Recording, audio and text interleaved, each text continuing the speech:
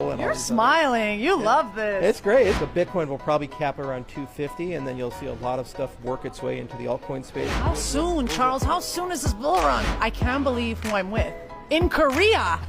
How is this the first time we're meeting? Well, it's great to be here. There's 17,000 people here at Korea Blockchain Week. This is a big event, isn't it? It's huge, and I'm hearing people love Cardano. Oh, we love Cardano. You know, it's been extraordinary to see how fast things have grown, and Korea has always been a very important part.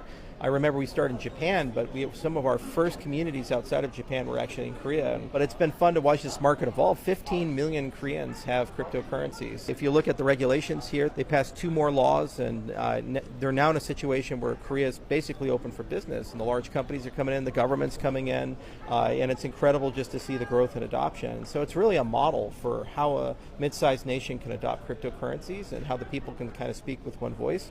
And Cardano's one of the OGs. I know. I just met 2 guys that are like, we're building Cardano and Bitcoin, and we're loving it. And so, what can you tell us about that? Because that's been part of your campaign right now. I'm calling it a campaign, but you've been. Bitcoin's the oldest, and it's the most principled of all the coins. And what's kept it growing and alive is that it never violated its principles. And it has a lot of great technology. And now we're talking about these hybrid applications where part of it lives on Cardano and part of it lives on Bitcoin. In fact, the Bitcoin DeFi team at Cardano is led by Omer, and he has 19 people on his team. Wow. And it's growing by leaps and bounds. And there's a lot of RWA partnerships and other things that are basically going to come, and they're going to be able to match Bitcoin with yield, where people don't have to sell their Bitcoin, but they can participate in DeFi and generate a Bitcoin native yield on Cardano. The other guys that are pushing aggressively there are Sui. Like 20% of all their transactions are Bitcoin. They say, why are we chasing Solana and Aptos and Ethereum and these other things? Why don't we go for the largest native market of value? If you look at liquidity, user base, there's 550 million users in the Bitcoin ecosystem,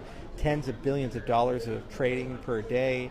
It's unlimited liquidity. The other side's Midnight, and the fun thing about Midnight is that it allows Cardano to be in the privacy space. And how do you put securities on a blockchain? And how do you put medical records on a blockchain? And how do you do advertisement? Ads are kind of a big deal, right?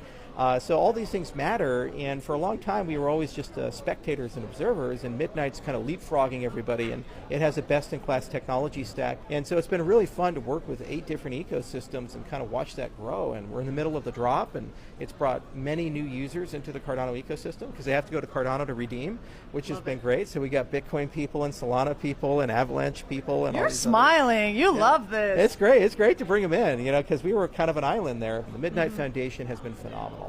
And they've been just, in 1 year's time, they've made so many deals, and they've done more work than anybody could imagine possible. So it's been fun to be able to make deals again and